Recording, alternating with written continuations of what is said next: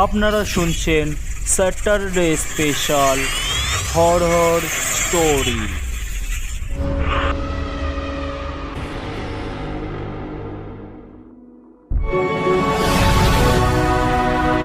বাংলা সাহিত্যের কিছু রোমাঞ্চকর কাহিনী নিয়ে সাজানো আমাদের এই বিশেষ নিবেদন।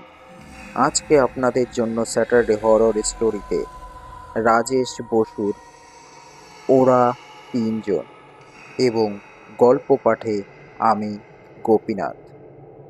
শুরু হচ্ছে আজকের গল্প ওরা তিনজন।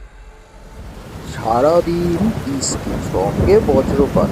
বিকেলের দিকে সব শান্ত হতে ভাবছি বেরোবো কিনা। এমন সময় সাইকেল হাঁকিয়ে তিনটি খুদে কঙ্কাল হাজির। পানি তেলওয়ালা কঙ্কালটি হাতে আবার ইয়া বড় একটা কুমড়োর খোল, তাতে মার্কার দিয়ে চোখ মুখ আঁকা। এটা দেখেই আমার খেয়াল হলো আগামীকাল 31শে অক্টোবর, হ্যালোউইন নাইট। খ্রিস্টীয় মতে অল সেন্টাস এর প্রাক্কালে প্রয়াতদের স্মরণে উদযাপিত হয় এই হ্যালোউইন নাইট। ছোটরা ভুতুড়ে পোশাক পরে বড়দের থেকে উপহার সংগ্রহ করতে বেরিয়ে পড়ে আগে ভাগে।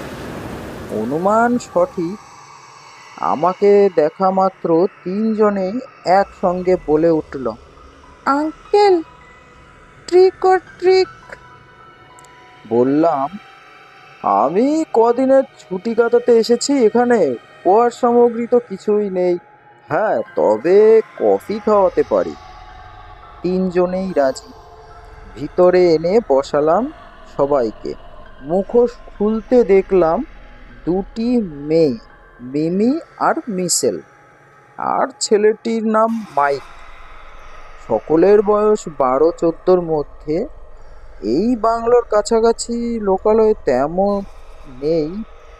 মাইল তিনেক দূরে একটা গির্জা আছে, সেখানে কয়েকটি খ্রিস্টান পরিবার আছে শুনেছি, হয়তো সেখান থেকেই এরা এসেছে।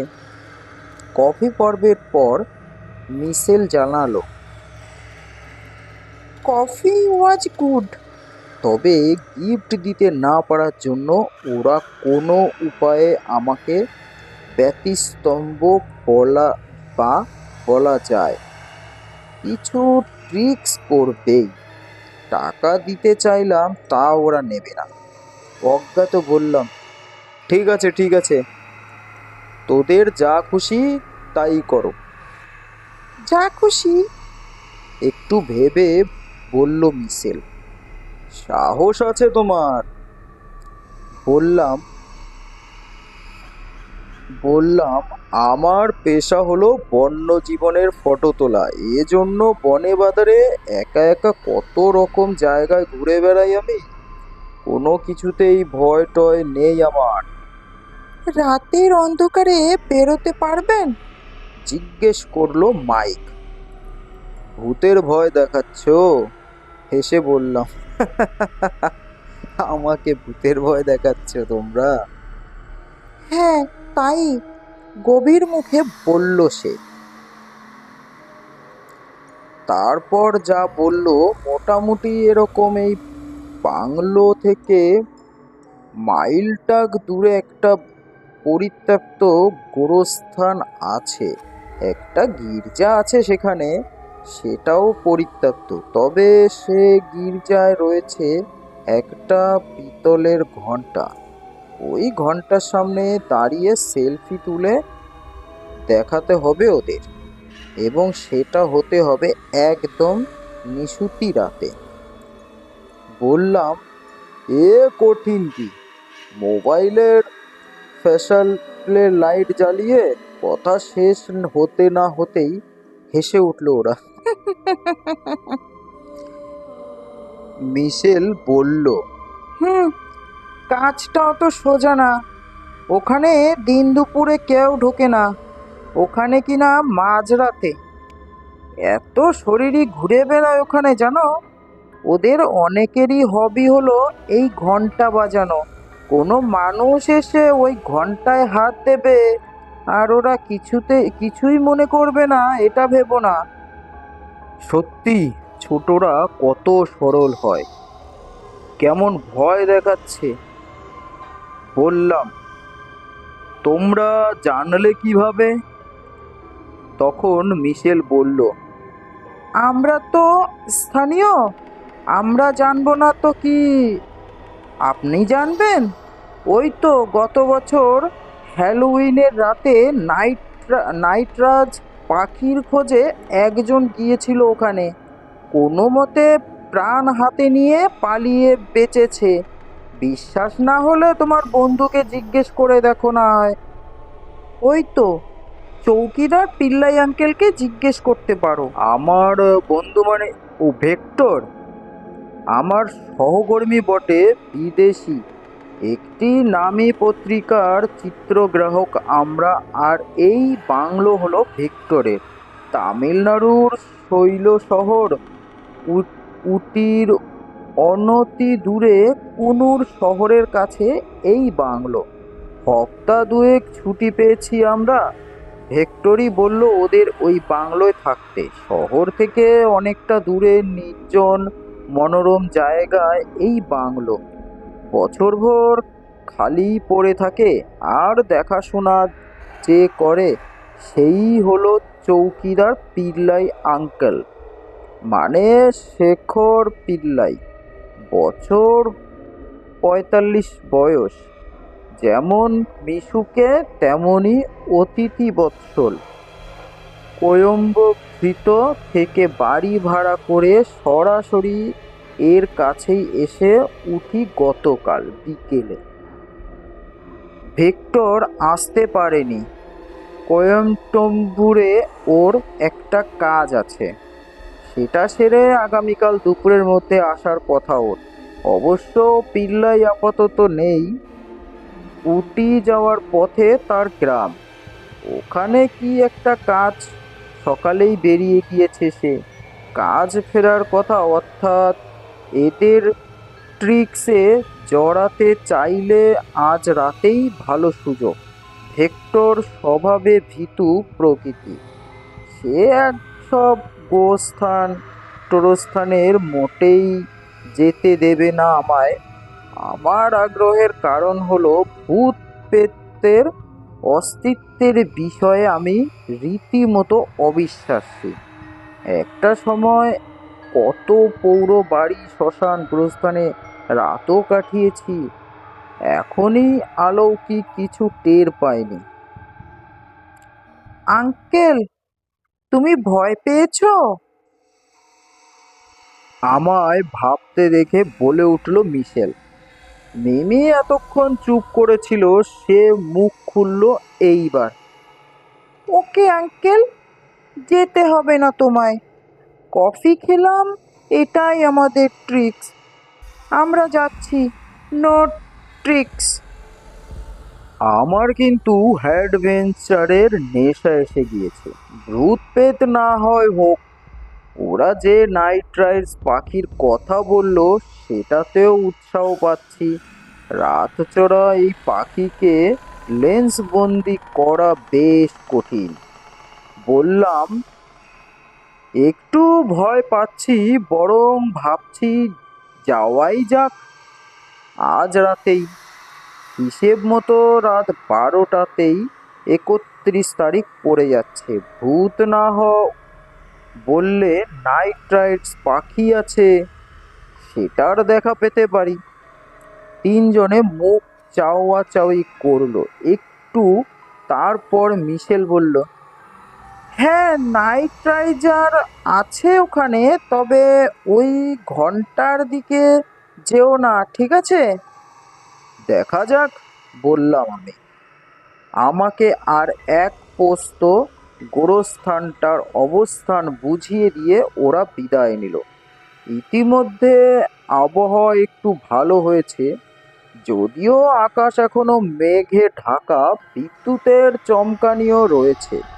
বাচ্চাগুলোর উৎসাহ আছে বটে, এত দূর থেকে এসেছে। যা হোক, অলস বলেছিলাম, একটা কাজ পাওয়া গেল। 11:30 নাগাদ দরজায় তালা দিয়ে বেরিয়ে পড়লাম।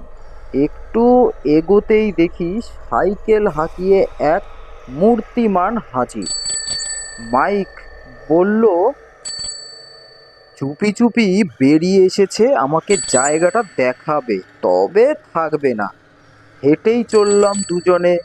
মিনিট 20 মধ্যে চারিদিক গাছগাছালির মধ্যে কাঁধ সমান উঁচু পাঁচিল ঘেরা একটা জায়গা নজরে এলো।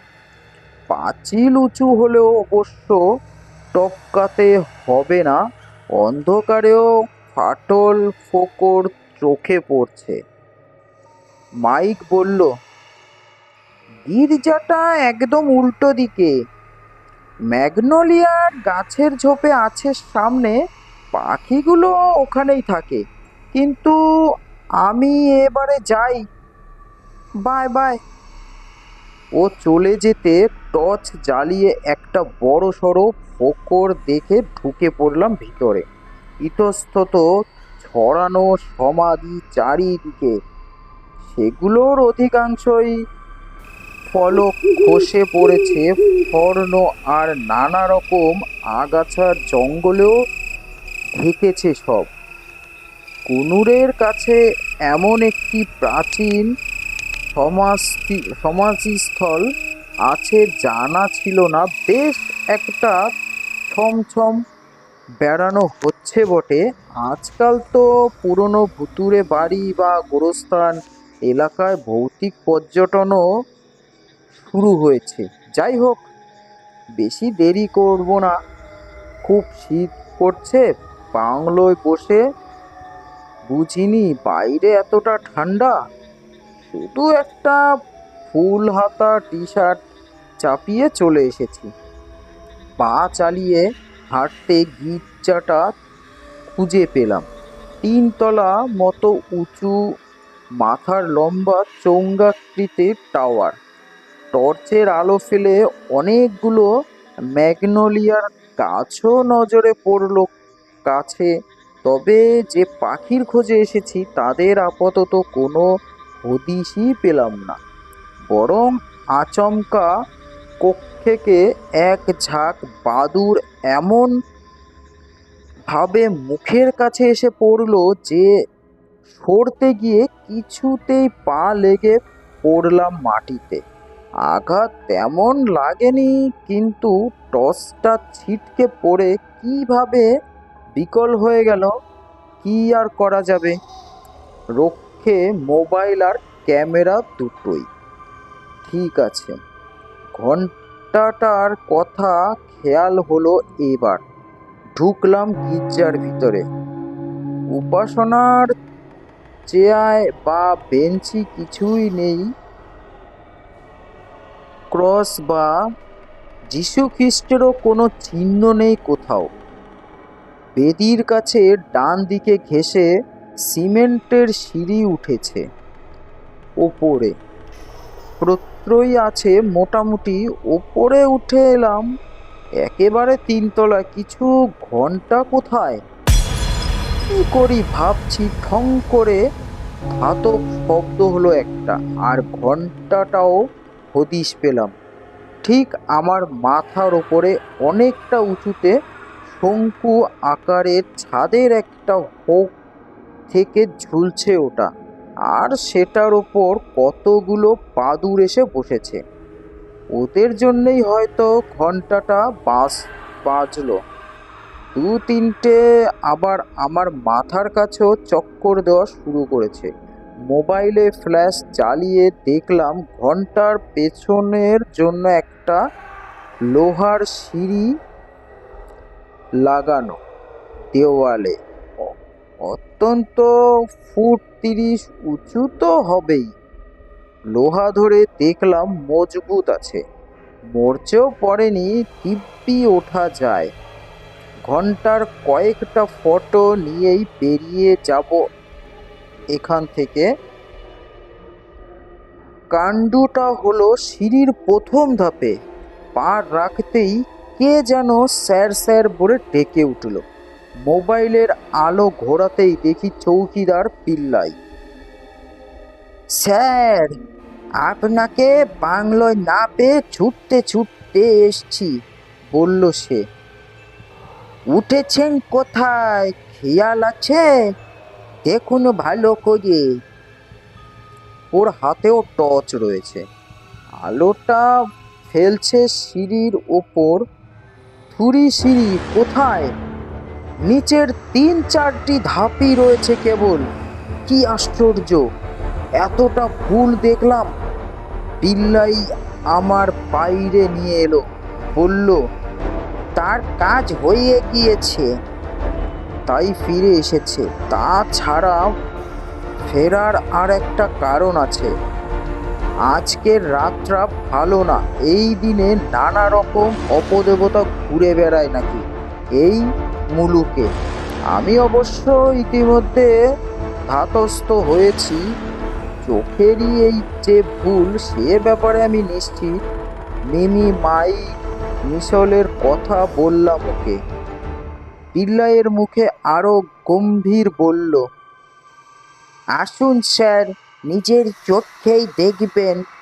পাশাপাশি 3টি সমাধি সামনে নিয়ে এলো সে আমায়। ফলকগুলো জীর্ণ হলেও মৃত্যু মানুষগুলোর নাম পড়া যায়। মিশেল বেকার, জন্ম 1941, মৃত্যু 31শে অক্টোবর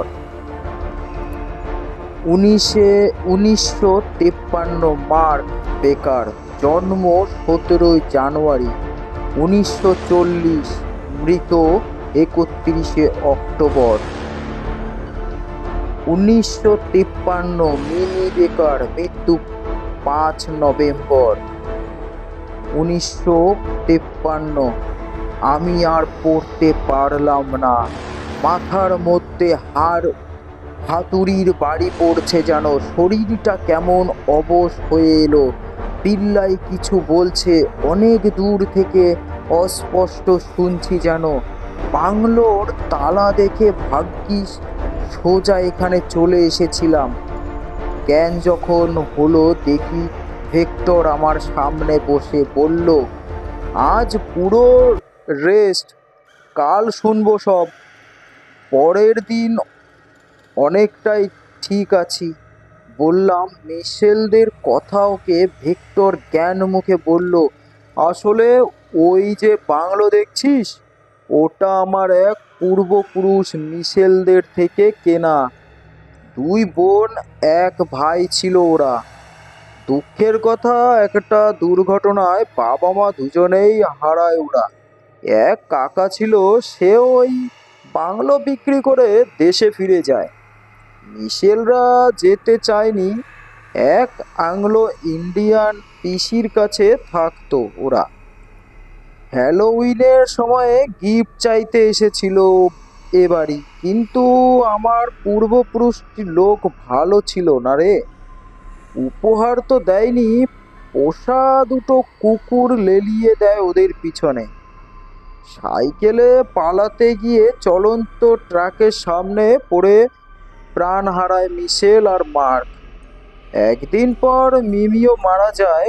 ঘটনা হচ্ছে, সেই থেকে প্রতিবার হ্যান্ডওয়েলের সময়ে ওরা ফিরে আসে এখানে। আমার সেই পূর্বপুরুষটিও পাহাড় থেকে কিভাবে পড়ে গিয়ে মারা গিয়েছিল। তোকে এসব বলিনি, তুই তো এসব মোটেও বিশ্বাস করিস না। তাছাড়া তুই আমাদের পরিবারের কেউই না, তোর প্রতি ওদের রাগ থাকার কথাই না। অবশ্য বিশ্বাস কর, আমার একেবারেই দিনটা খেয়াল ছিল না। তবে একটা কথা আমি জিজ্ঞেস করব, সত্যিই কি তুই সিমেটারিতে গিয়েছিলি, নাকি আগে থেকে এই গল্পটা জানতিস? কি করে জানবো, অবাক হয়ে বললাম আমি।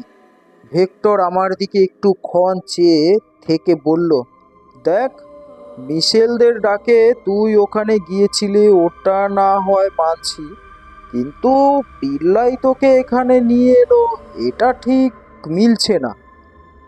কেন? কেন আনবে? আর আমি অজ্ঞান হয়ে গিয়েছিলাম। কে জানে, হয়তো জ্ঞান ফিরতে তুই নিজেই এসেছিস। এখন মনে করতে পারছিস না? দেখ, গতকাল দুপুরে এসেছি আমি, দরজার খোলা রেখেই অদ্ভুতভাবে ঘুমোচ্ছিলি তুই। ডাক্তারও ডেকে আনি, প্রলাপ বকছিলি কেমন। আশ্চর্য! তুই পিল্লাইকে ডাক না। কোথায় ও?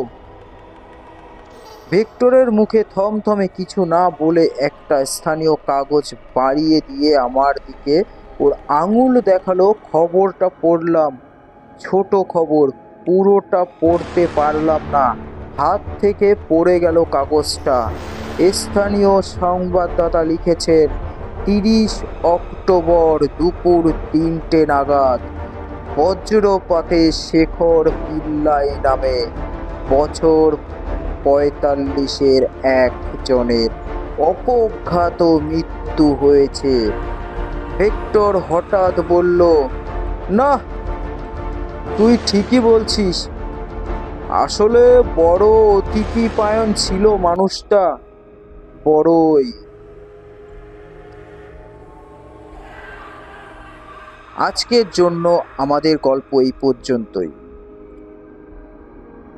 গল্পটি যদি আপনাদের ভালো লেগে থাকে অবশ্যই চ্যানেলটিকে সাবস্ক্রাইব করে দেবেন। এতক্ষণ আপনারা শুনছিলেন রাজেশ বসুর ওরা 3 জন এবং গল্পের সূত্রধার আমি গোপীনাথ। গল্পের ব্যাকগ্রাউন্ড মিউজিক কালেকশন গুগল আধারিত। আজকের মতন এই পর্যন্তই। আমাদের নেক্সট এপিসোড প্রতি সপ্তাহে স্যাটারডে আপলোড করা হয়, আপনারা শুনতে ভুলবেন না। আজকের জন্য এই পর্যন্তই, ধন্যবাদ।